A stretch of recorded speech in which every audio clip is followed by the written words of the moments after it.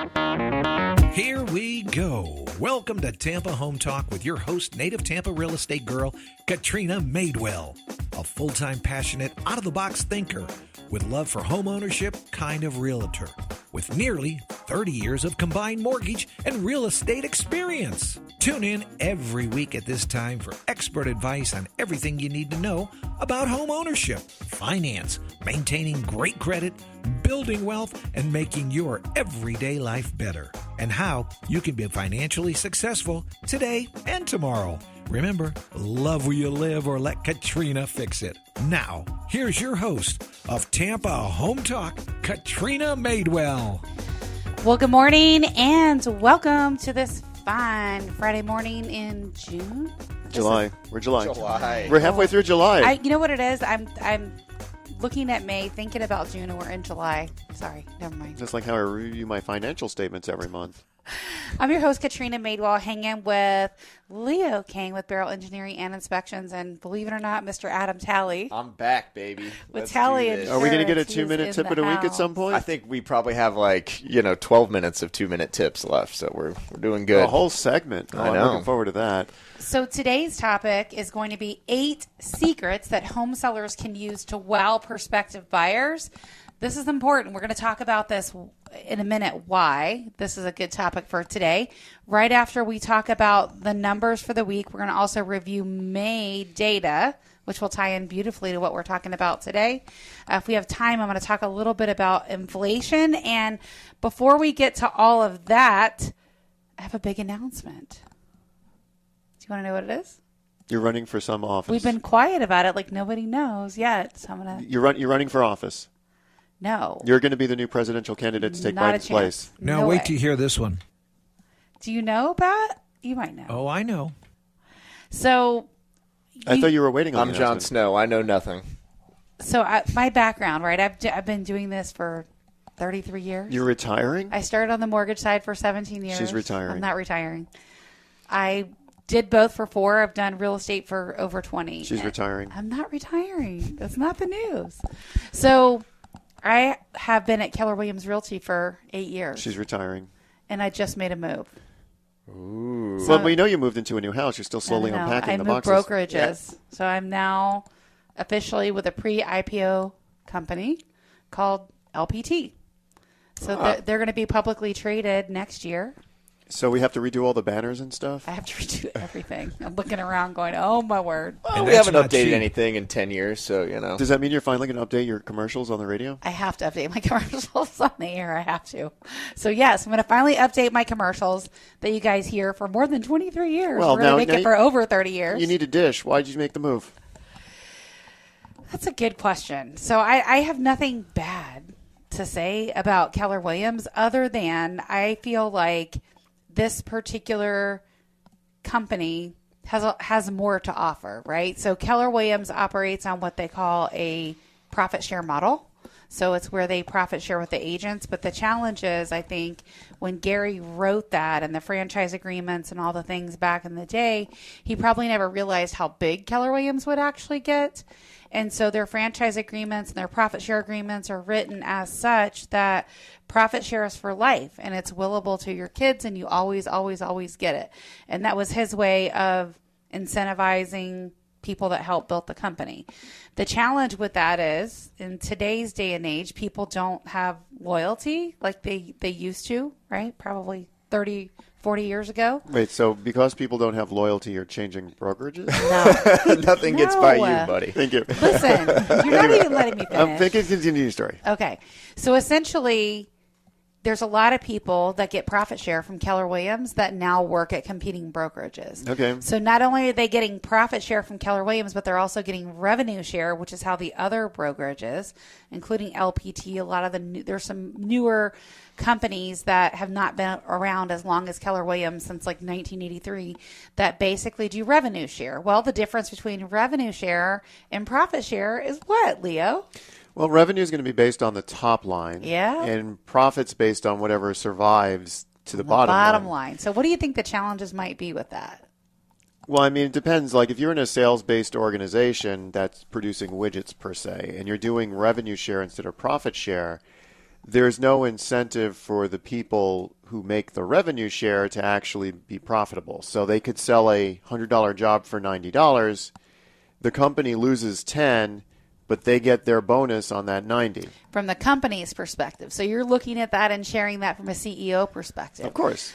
So I'm going to give you a different perspective, right? So in my world, the agents that are actually doing the business, that are creating the revenue, that make the profit share, the way Keller Williams operates is they have what they call an ALC, which is like a board of directors for every market center that essentially makes decisions for the market center. At least that's how it's supposed to be.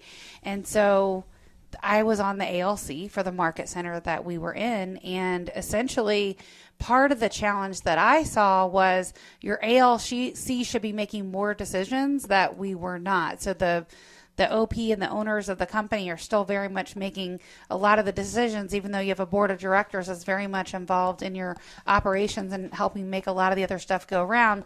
And so part of the challenge from a profit share model is these other people can add in middle managers or other things right in the middle that would create the difference between gross and profit share, right?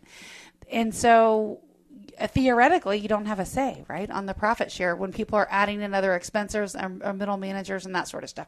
They were okay with cuts, right, when we as an ALC came and did that, but they didn't necessarily. I feel like we didn't get enough say, right, on any middle managers that were being hired. And aside from that, I feel like it very much incentivized a lot of the OGs that started back in the day that were now at competing brokerages. And there's not really anything they can do to take that away because it's an agreement. So if they try to take it away, they're going to be sued, right? So all they can do theoretically is revamp the agreements going forward. Now, hypothetically speaking, remember I told you those agreements are willable to their children. So really they would technically never go away, right? When you look at it from that perspective, it'd be a very long time before it went away. So the difference between a model like that, and I'll tell you, Keller Williams has a lot of models, right? Within the profit share model is just one of them.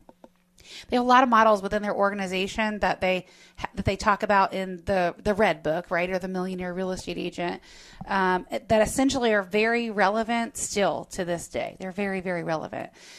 I don't think the profit share model is, unfortunately. I think it's the newer companies have written it in a way where if you work for a competing broker, you no longer get revenue share, right? Which I'm sure if Gary could go back and redo it is exactly the way that he would do it, right? Which makes sense, right? Makes complete sense. But from a perspective like mine, where I'm not one of the OGs and I just came in 8 years ago, it wasn't really advantageous for me, right? So when my profit share was $3 the month before I left, I have to look at that and go, does it make sense to go with one of these newer brokerages that do revenue share off the top? They operate very lean and mean. They're pretty much a cloud-based brokerage. We have our own location that we pay for, right, which we'll license as a branch.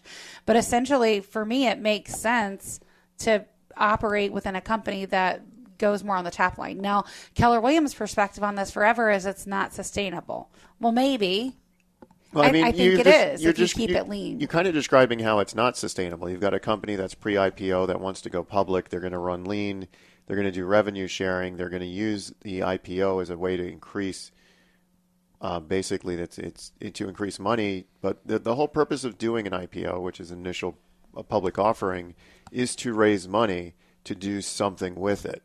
And now a lot of people think that an IPO, they do that to raise money to make the owners rich so they can then retire, which is one exit strategy with a lot of these new companies. They want to basically, it's a pump and dump. So they do the public offering, they retire, they take that money out, and then the company's left to fend for itself. In this case, I think it's different because the agents that are actually in production get stock options based on the broker dollar that they give with revenue that they produce.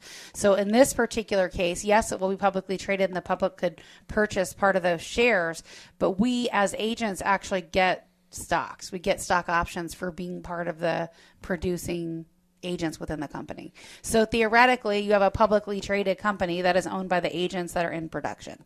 Make sense? She's just talking about a Class A and a Class B stock. So the Class A stock would have the voting power. The Class B stock, which would be what would go public, that doesn't have any voting power. So that just kind of doubles down in the area of the IPO itself as a tool to raise money to what end? So that's the question I would ask. Why is the company looking to go public other than to give money to the owners for them to retire?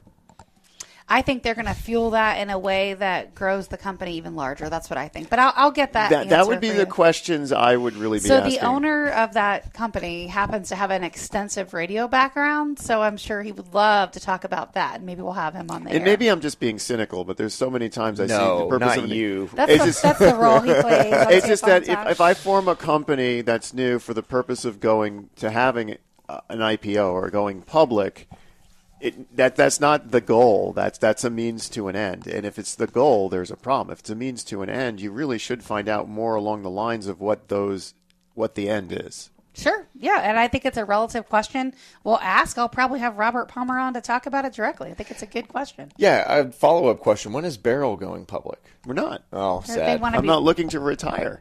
Yeah. So We don't need so here's a great example of why a company like ours, which happens to be now 12 years old, is not going public, has no plans to go public. Our company doesn't need a cash influx to do what it needs to do, which is operate, because we're a service industry, just like a real estate brokerage is basically a service industry. They don't really have inventory. They're not making widgets. They don't need a huge cash influx. So why would I go public with Beryl?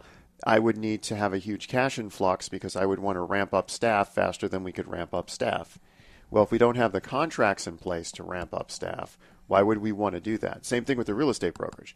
Why would they want to get this huge cash influx unless they were going to, maybe like a hedge fund, start buying properties? Or maybe they were going to get into property management and they needed to have more offices around. There's reasons why, but for a service-based industry to go public, rather than do something like an ESOP, which is an employee stock option, where you which basically, is hard to get your employees to participate in. I'm just saying. which is selling the company to the employees. I mean, it is on a service industry. It's more of an exit strategy for the owners. Either way, the employee stock option purchase or the IPO, they're exit strategies. I will tell you they're the fastest growing brokerage in the U.S. So they have 11,000 agents in less than 2 years. Which one? This one? And the word on the streets is they're going to open north of $10 a share, which is way better than any of the other ones have done. But why? What is the means to that end? From my perspective, I have to look at profit share versus revenue share No, I and stock understand. options. So for me, what can I do with that money that I receive, right? That's the way I look at it. And I could turn that money into something else. I can't do much with $3. I can't even buy a cup of coffee at Starbucks. I'm just saying. Just telling you to be cautious about what happens when the company does this IPO. The good news is, Leo, I am a broker. So I could open up Katrina Madewell Realty tomorrow if I wanted to. I'm a broker. I can do it. I can help you go public. I don't know if I want to go public. But it might be a good idea to think about as I move into retirement, which is not going to be right away. But Start going on more cruises, though. I do have one planned for my birthday. I do, yes. So no, I'm actually excited for you, and I am Congrats. legitimately excited for you. I'm just asking the tough questions because if I wasn't asking the tough questions on a public radio show, I think it's a good one, and I think it's one that I'll probably bring, RPN himself to answer. I think it's a good one. it's a tough one. I'll ask more tough questions too. Real quick to give you our market update on the way out the door, and then we're going to talk about the main numbers, and that's going to feed right into 8 secrets that home sellers can use to wow prospective buyers. The number of new listings on the market this week coming in at 939. The number of price decreases, 1673. The number of solds, 562. Remember that 4th of July week? We That's talked down about that. a lot from last week. Well, 4th of July week. Remember, we expected that. The number of pendings is coming in at 823 for the last 7 days. And we'll talk about the main numbers and how this feeds into 8 secrets that home sellers can use to wow prospective buyers. I'm Katrina Madewell. I'm your host of Tampa Home Talk, and our author number is 813-377-2775. Call or text 377-2775. Welcome home. This is Leo Kane with Beryl Engineering and Inspection, bringing you Tampa's Home Talk. Are we going to have to change the name? No, we're always going to be Tampa Home Talk. Okay, we'll still be Tampa Home. Are we still going to be a LP? Well, I mean, that's just the commercials have to reflect the brokerage I'm under. That's all. Okay, so you're going to update your commercials. Yes, I do. I'm But excited for you. It's been on the list for a while, so Yeah. it's getting moved up on the list. The producer The of the priority show stuff to would do. be very happy once you do that. I think he would be. Mm-hmm. So June's numbers will be out soon, even though we're mid-July. So May is what we have to work with. Let's chat about that, Leo. And there's some stuff on there, a circle, that's going to tie in beautifully to what we're going to talk about today. I mean, what we're noticing is still a trend towards the balanced market. When we take a look at the numbers, which have been pretty steady, like the week-to-week numbers, we have a little lull. We have a little lull this week and last week because of 4th of July. Other than that, we've been pretty steady, and even the little lull is just on the low range of the band.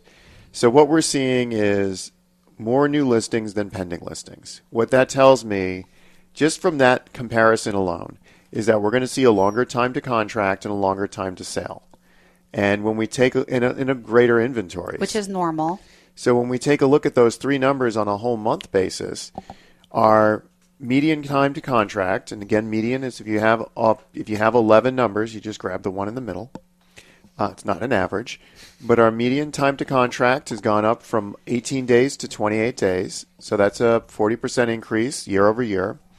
Our median time to sale has also gone up 10 days. So it's taking 10 days longer to contract, and that is directly equated into the amount of time, 10 days longer to sell. What that's telling me is it's not taking them any longer once something's under contract to actually reach a sale point. It's still taking the same amount of time to move that property through the sales transaction.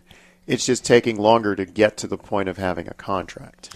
We've been in a seller's market for so long, and in an extreme seller's market, right? Where we saw like a 1 week absorption rate, which is unheard of. I mean, I love those days. We'll never see that again. I loved and I hated those days. I love those days from the standpoint of you say you're having an open house, you have 20 offers in over the weekend. I hated it from running a home inspection company. We actually had to completely pivot almost out of the home inspection market because the home inspection, the what am I buying, became a luxury item. Yeah. People were just happy to have a house under contract. So the inspection became more of what am I buying rather than do I want to purchase this? And that's what happens in an extreme seller's market is the buyers are so happy to have something under contract that there's no backups. There's no I'm going to go find something else.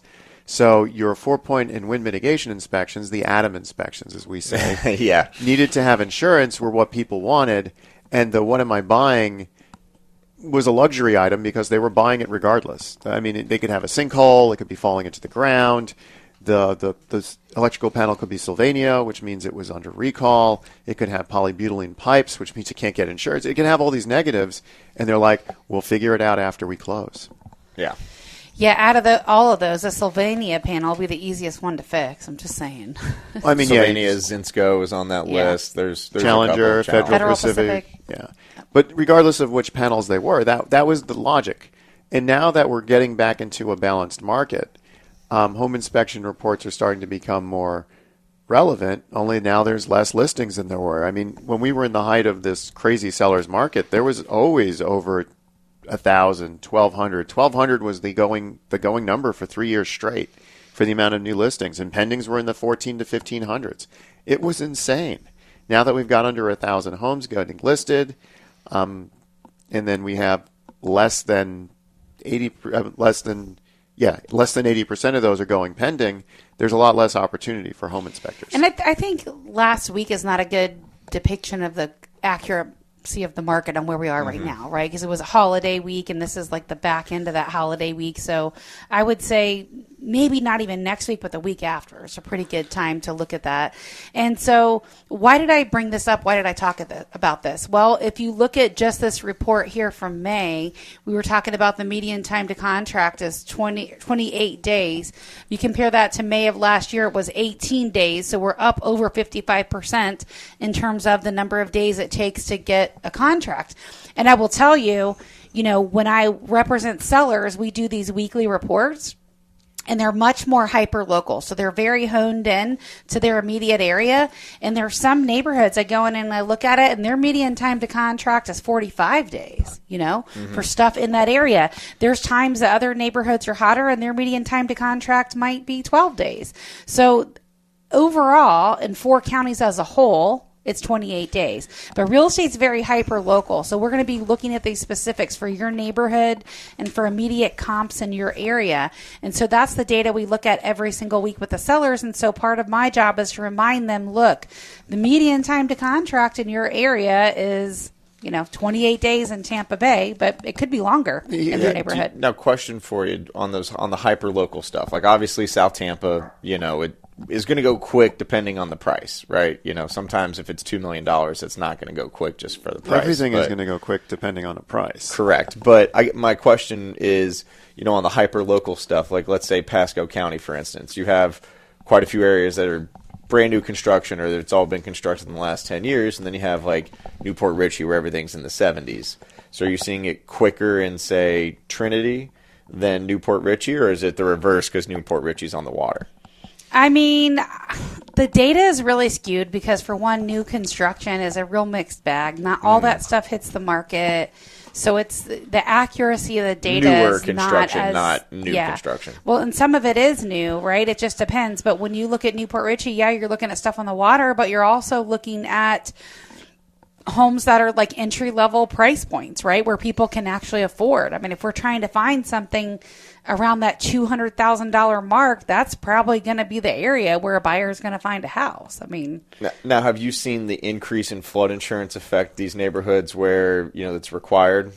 I mean, it's one of the things they look at, right? Because if they're approved for $200,000 and that property is in a flood zone, then they're probably not going to qualify. So they're going to have to buy something that's not in a flood zone, right? Because that means their budget's already really, really tight based on the current rates and their debt to income ratio. Well, I mean, I know because I was looking to move out of Ybor, and one of the areas we looked at was Tarpon Springs, Newport Richey, and it became cost prohibitive from a flood insurance standpoint. Mm-hmm. I mean, just the fact that we were so close to the water, and when we took a look at the insurance, the flood insurance, and what it did to the price, I'm like, this doesn't make any sense. I was going to buy a duplex in Madeira Beach. There was one that I was looking at. I still regret not buying that, but the reason why I didn't buy it was for flood insurance. My perspective on it was I needed to have enough cash to write a check to pay it off if the flood insurance became so extreme that I had to take that risk to self-insure versus be required to pay who knows what premium for flood insurance. So I opted not to do it just because I felt like the flood market had a lot of changes that were coming and it was a little bit of an unknown. And so in my opinion, I'd have to have that much cash to liquidate that investment property, the mortgage on it. And so, it's all a strategic decision. I kind of regret not buying it, but, everything happens for a reason. Yeah, if you're in an older house on the beach or near the beach, intercoastal, something like that, you're probably looking 4 to 5 on the homeowners and probably another 4 to 5, maybe even 6 on the flood. So that's kind of going bare bones, too. Yeah, and I've got to look at that and go, okay, well, for $10,000 a year, I could put that into something else, invest it, and take my risk on whatever I have to repair if something happens, right? It's a big risk. It is. It's a huge risk. So that does play into the fact of why people are moving further north and further northeast within the greater Tampa Bay area. I wish it had like an absolute catastrophic policy, like your house gets hit by lightning, the whole thing's demolished to the ground, something like that. Like you're not going to make a claim if all your furniture gets flooded and you got to replace some drywall and dry it out, right? So they do have like a DP1 product, right, which would be as basic as it gets, right? It's covering fire, lightning, wind, and that's about it. They right? do? Okay, so they do, but the problem is when you get those policies, sometimes it's not, it doesn't make sense, right? Like if that's going to be $2,500 and you can get a full policy for $3,000. Well, yeah. I'm not even going to show you the one that's $2,500 because it's not in your best interest. I guess the real question is why is it $2,500 when it should probably be $1,000 or $1,500? Right? I would say that rate reflects risk. So what they're telling you is because obviously the binding guidelines are a lot easier on that too. So now you might have a house that doesn't have prior insurance or it doesn't have updates or it doesn't have this.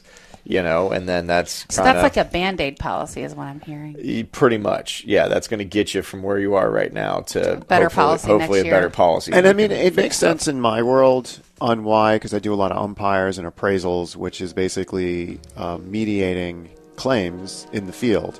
But it makes perfect sense why it's $2,500 versus $3,000 because the things you just mentioned, the fire, the lightning, the flood, the wind, that's what's going to trigger your high dollar claims. So Right. from a risk standpoint, saying, okay, we're just not going to cover these smaller claims. Okay, a lot of times you don't see those smaller claims because everyone's scared of a price increase. So you're essentially paying $500 extra to get limited water damage and maybe some better liability. I think that it should be like maybe a higher deductible, right? Like maybe it's $100,000 or $150,000 deductible. We can do which the would health be- care of would be a of property catastrophic insurance. policy. Super high deductibles. Well, a lot of people can't, they can't qualify I know. with a higher deductible. If you I pay know. cash, Just you can. I'm you know? looking at the people that have gone bare bones, which is what, like 35%, I think we saw, or somewhere around that range that self-insure. So, anyway, enough. I'm I got it. Katrina Madewell's Tampa Home Talk. Leo will cover that in a second. 813-377-2775. We'll be right back.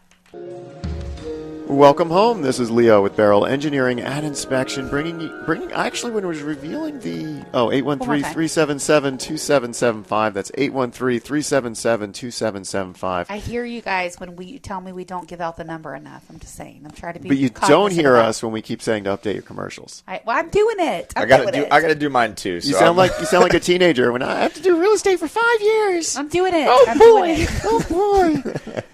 You making fun of my voice? Well, no, That's Mickey Mouse, but yeah, that's you're that's from like 40 years ago. Oh my god. 40 years Come ago. on. Anyway, Back when they only had radio. back when TV it was wasn't your even around. newspaper was your biggest competitor.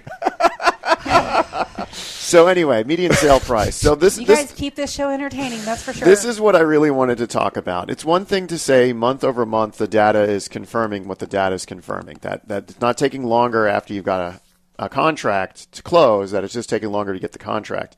What I find interesting is looking at the median sale price. And we talk a lot about median sale price here on the show. So if we look at May of 2023, the median sale price was $406,000. If we look at May of 2024, the median sale price is $423,000. Interesting, isn't it? Now, on the surface, it looks like, okay, it's gone up by 3%, which sounds pretty cool.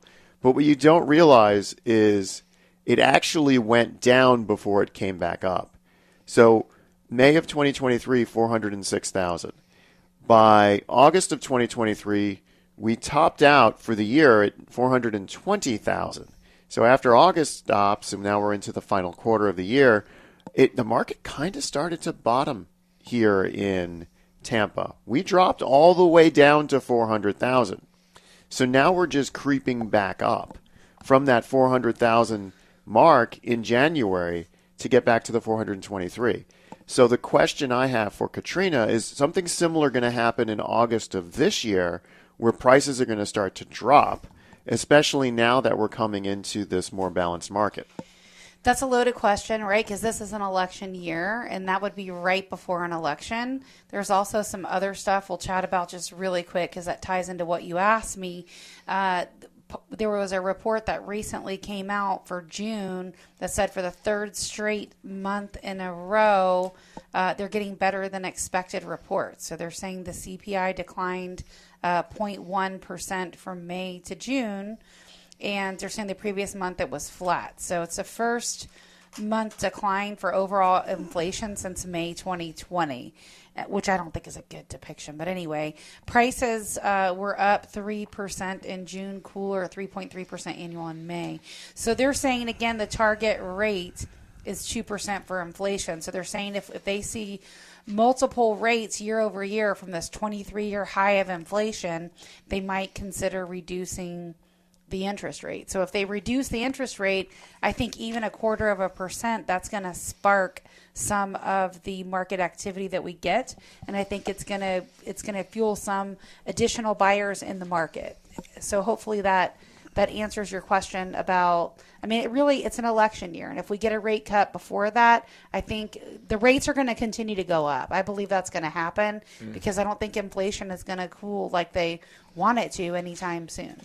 Yeah, I mean, if they're targeting an inflation rate of 2% and we're looking at 3%, that's a whole percent. And It's a big deal. 50% higher than they want us to yeah, be. that's pretty big. And I know when I'm doing my reserve studies for the condominium associations, I say I can put inflation between 2 and 3%. They ask why. And I'm like, when we take a look at the 20-year or 23-year average on inflation, it's about 2.25%. Now, the target is a 2% inflation, and where we're currently at is 3%. So I let them pick a number between the two.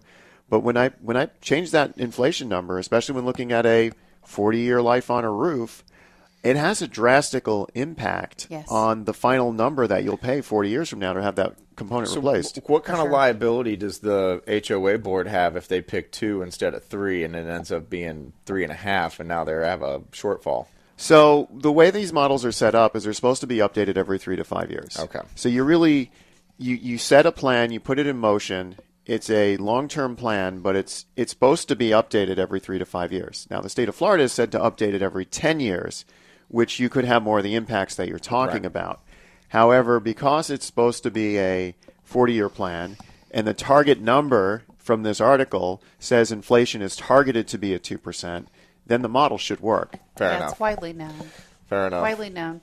All right. So, in a nutshell, we'll see. I would not be surprised if we have one rate cut before the election. Would not be surprised by that at all. The question was, where do you think we're going to follow last year's trend, where we're going to top out for the year in August and then start to see a decline going all the way into March before we start to rebound? Well, think about that. August, September, October, November, that's about the time that it would make sense to reduce the rates, so right? Cut, I think there's a good chance that it would happen in August, maybe September. I think there's a very good chance. But I think it's going to be steady, right? When we look at just in general, like historically speaking, before all this craziness in the Tampa market, our appreciation was 5 to 7%. That was pretty normal. But we've gone up drastically over the last several years and have been much higher than 5 to 7% appreciation. Yeah. So that the numbers we saw like pre-COVID, those are gone. Yeah. People are waiting for those to come back. They're waiting for those rates to come back, and they're going to be waiting forever as renters, you know? Because here's another thing, too, in this report, this inflation report, Leo. The rental and home ownership costs, which made up more than 1/3 of the CPI, it rose at a slower pace from 0.3% to May and June. So basically, they're saying that the cost to rent is still high, right? It's still high, and it makes up a big percentage of the CPI data because it's the housing expense, right? Yeah. Whether it's a mortgage payment or it's a rent payment, the housing expense is people's number one priority. It's their number one expense. Got to have a place to live. Correct. So speaking of places to live, are we ready for the 2-minute tip? Yes, Go. let's do it. Lead into our 8 secrets for home sellers. So good news that we're seeing in the insurance marketplace. A lot more carriers are open and writing. Right, we do have a few new ones that are coming on board, but it's kind of a misnomer. I get that call all the time. Really, some of those are just new companies within existing companies, right? And some of those are exchanges where I would have some issues with it depending on the pricing because, you know, if the policyholders it's set up almost like a mutual company. Okay. So if the policyholders are the owners of the company and the company runs out of money during a catastrophic event, where does the liability fall? So there's some misnomers there, but there are a lot more carriers writing and a lot more carriers writing, you know, older homes. Well, they're all doing reinsurance too, aren't they? They are, but it's a different, that's kind of an aside. There's always shortfalls every now and then. But so that's the good news. The news that kind of relates to what we're going to talk about here in a second is, and this wouldn't necessarily affect you with Citizens, right, and some of the other carriers, but something we're seeing more and more of is carriers are requiring, regardless of the condition on the 4-point, they're requiring updates on your HVAC and your water heater to qualify. So they're looking at maybe 10 years on that water heater, 10 years or newer. Some of those older are like 20, 30 years on and those then hot on the water HVAC, heaters. 10 to 15 years sometimes, regardless of condition. Now, if the water heater's in the garage and not inside the house, they'll look at that too. So what you're seeing is a much more nuanced way of doing the underwriting. Right. So, you know, if you're a seller out there and you know one of those systems might be okay, but it might be on its last breath, it might affect, you know, the buyer that you get. So that's definitely going to matter once you get into contract, for sure. Citizens is going up. Part of what I'm talking about is just the 8 secrets to literally wow a prospective buyer. Right. And so this is like it's like your dating profile online. You only get one chance to make a first impression. Well, you don't want to catfish them. right? Right. You don't want to have the picture of you from 10 years ago and they show up and if you it's a different person. Then you're just going to be sitting on the market longer. Correct. Right? So one of the things I'm talking about is how can you minimize that time on market, right? We're talking about the median time was 28 days, Leo, to get a contract. Yep. So how do you be better than the median, right? Like, how do you make sure you're not on the market for 45 or 60 days? And so one of the things I would say right out of the gate is the curb appeal really matters. So if your landscape is really bland, or if your lawn looks like you know what, you want to clean it up. Clean those things up, put some fresh flowers, make sure your exterior is painted and it shows well. Just make sure pressure wash. Yeah, pressure washing, no dirty eaves and gutters and that sort of stuff. Make sure the exterior is super appealing. It would make someone want to come to see the inside. Right. Because there's times that if the outside doesn't match the inside, buyers are going to keep driving by and skip your house. So number one, I would say don't skip the outside. So your curb appeal really matters. Plant some flowers. It doesn't cost that much. Add some color.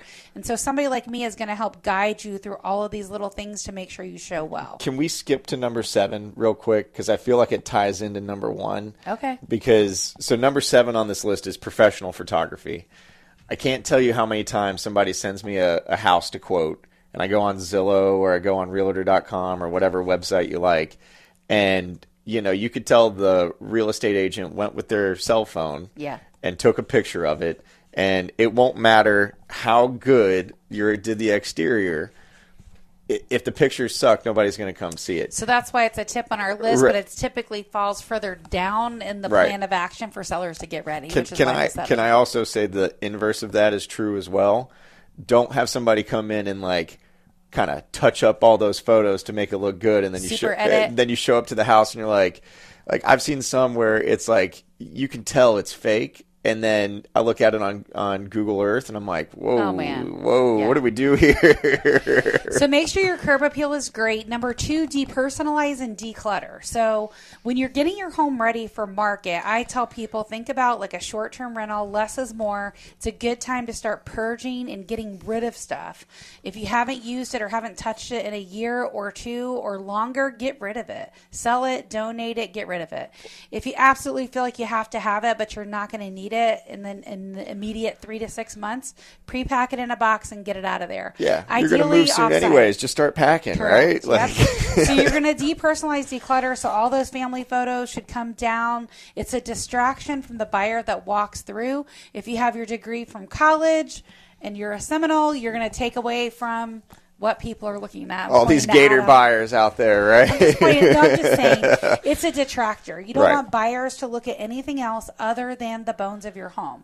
So if you have family photos on or anything else that would, even cool stuff, right, that would take their attention away from the house. Well, hide the cool stuff in case it grows legs and walks away. I mean, there's that element too, but the point is we want people focusing on your home. It's floors, walls, like all the details of the home, not the stuff on the walls or the other things that would detract their attention from looking at the home. So pre-pack that stuff and keep it as depersonalized as possible. And this is where home staging is going to come in and play a part. Number 3 on the list before we have to roll to a break is clean and pristine. Oh, I have a personal story about this one. Make sure that your house is clean. So professionally clean everything. These guys come in, they wipe down the front of the cabinets. They get these dusty areas you don't get to. They make sure your baseboards are clean. They clean all the stuff that buyers are going to notice that you probably didn't pay attention to and you don't clean regularly. So clean and pristine is going to be a big deal. It should be hotel clean is what I say before you get ready to go on the market. And we'll run into tip number 4 in Adam's story, which we'll have all of 8 minutes to talk about when we get back after the break. So we're going to try to get through this list. Our out-there number, if you want some help, you want me to do a room-by-room review and help guide you through this and help you get ready, even if you think, I'm not going to be ready for 6 to 12 months, it's never too early to start this process. 813-377-2775. All right, welcome home. This is Tampa Home Talk. I'm your host, Katrina Madewell. We're talking about 8 secrets that home sellers can use to wow prospective buyers. And our off-air number is 813-377-2775. You can call or text if you want some help. You want me to do a room-by-room review. 813-377-2775. And all of our shows go to a podcast. So if you're listening to this and you're in and out of the car, you can pick it up in its entirety. So to do a quick little recap, curb appeal and exterior, number 1 on the list. Depersonalize, declutter is the second thing. Clean and pristine was number 3. What was your little story? You got like less than a minute. Yeah, so my wife, 30 seconds. It's 30 seconds. Okay, so when my wife and I were first looking at houses, this is probably 8 years ago or so, we went to this house in St. Pete, and clearly they had been smoking inside. And the only thing they did to try to help was one of those Glade, not even a plug-in, like one of those like sticky things on the counter, and it just made it smell worse. It's kind of like a middle school boy that just puts on Axe over the sweat, right? Like, didn't do the trick. If you smoke in your house, we're going to be having a different conversation because people don't do that anymore, and it significantly impacts the value of your home. I'm just letting you know it does. I'm going to be that agent that tells you the truth, and you may or may not like me when I'm done, but I will sell your house, and I'll make sure that we can get the highest possible price to do that, and it may require a strategy and a plan to get there, but we can do it. Number 4, fresh paint and clean floors. So no wallpaper, fresh paint everywhere is going to be a huge return on investment. Super clean floors. So if you've got soiled carpet, either look at getting that clean to see if it completely comes up, or we're going to talk about replacing it because nobody wants to live in someone else's dirt, right? It's a big deal.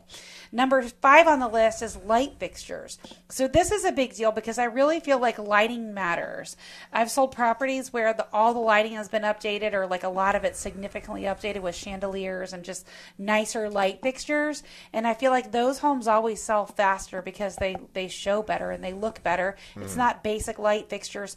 On a different note, one of the things we look for when we go through, like in your bathroom vanity and that sort of stuff, if you have different light bulbs that are different shapes, different colors, we're going to change those out and make them all the same. Sounds like a little detail, but it's a big deal, and it shows really well in your photos versus not. So light fixtures and lighting really matters. Number 6 on the list, home staging. I can't tell you how much home staging matters. It literally is making that transition between a home to a house. And so the difference is people need to be able to see themselves living in your space. So this is why the depersonalization matters, because anything that has your personal information or something related to you, you're going to take that out so prospective buyers can see themselves living in your home. Home staging also it takes the philosophy that less is more. So less stuff is better in the house. And you also want to be able to put the furniture where the builder's original intent was so that people can see themselves living in the space. Now, the way you live in it may be completely different than the way a stager sells it, right? So my home that I have on the market right now, for example, in the primary bedroom, the home stager put the bed in a completely different place than where we put it. But I'm not offended by that. And so a lot of home sellers get upset by that when stuff starts moving around. I'm not attached to it. Someone else with a different outside perspective has come in, done their touch on it, given a different perspective, which is going to be widely appealing to home buyers. And so it's a neutral approach. You just have to run with it. There should be no emotion around home staging. They're there to capture buyers. So just remember that you're making that transition between this being your home and a house that someone else will buy. Okay. Number 7 on the list, professional photography. 86% of buyers start their home search on the web, and they will either inquire further or eliminate your property based on those photos. So going back to what Adam said, where their agent come through and they took pictures with their cell phone, as great as these things are and has the amazing capacity and ability and how awesome the photos are that these things take, it's a time and a place for everything, and you don't want to shoot your house, your biggest asset, with a cell phone camera. It just does not make sense. Professional photography is also going to highlight some of the key features of your home. They're going to show off the home staging and show the whole room and its space, and they're going to really just show it in the best possible condition that it could be. So we want it to show like a model because it means more money in your pocket. And so the final tip I'll give you is just use that Airbnb short-term approach. So think about if you were to vacate your home and let someone else come and stay in it. What would you leave out? What would you have packed away or put up? And what are the essential items that need to be behind? Because essentially the essential items is all that should be left. Okay. It's better than you don't want a vacant home, right? Because then there's nowhere for someone to sit. And there's also nowhere for buyers to see how things fit in the room, to imagine themselves living in the space. So some people think empty it all out and just sell it empty. There's a lot of experience and data that shows you're not going to get the highest price and the best return for a vacant home. So Question. have it staged. Got a question for you. So if we couple that into what I was talking about earlier with the numbers, if median time to contract's 28 days and median time to sale is 71, that's about a 2.5 month period. Wouldn't the best approach be to leave the house completely over the 2.5 months? And here comes the economic question. If you got a short-term rental somewhere else, would the amount of money you would get over your asking price if you had lived there and you hadn't done these 8 steps, does that exceed the price of moving out of your home during the sale process? I'm going to say it will, especially if you have pets. And there's a lot of stuff going on in that scenario, right? I'm a big advocate of moving out of any home I've ever sold. We have pets, we have kids, and those two things are just not conducive to keep a house in perfect condition. You'll go nuts if you're trying to work and keep the house perfect. So by moving out of it and having it staged, no one's touching it, only the people that walk through the property. So you just have to check on it every so often. There's also an emotional thing that's happening when that occurs, right? In your scenario where you move out, you have it staged, you live in a short-term Airbnb. Once you've done this, you're now committed to moving out of the home, right? Because all of your stuff is in storage. You're in a temporary place that probably doesn't feel like home. So you're motivated to sell that property, and you're going to cooperate with your agent a lot more with any tweaks that have to be made from the price to anything that maybe buyers are picking on when they come through, right? If you get the same feedback and buyers are saying the same thing and it's something we can change, we need to do it. Right? You don't want to wait. You want to make that change immediately if you can, and if it's within reason. If it's something that you can't change, right? Like the style of the home, or it's not an open floor plan, you can't change that. The only way you can combat that is with price. Does that make sense? Mm-hmm. So I think, yes, you'll get it back because staged homes sell faster. There's also a lot of experience or a lot of statistics and data and surveys that show home buyers are willing to overlook defects of a home when it's been staged. That's a proven fact. And so there's a lot of details that go into this, and I'll be happy to be your guide by your side. 813-377-2775. That's our off-air number, 813-377-2775. We have a ton of open houses this weekend, amazing properties just hitting the market, everywhere from $200,000 to $750,000. Call or text 813-377-2775. Love where you live, or we're going to fix it. Welcome home. Love where you live, or my mommy will fix it. And we're out.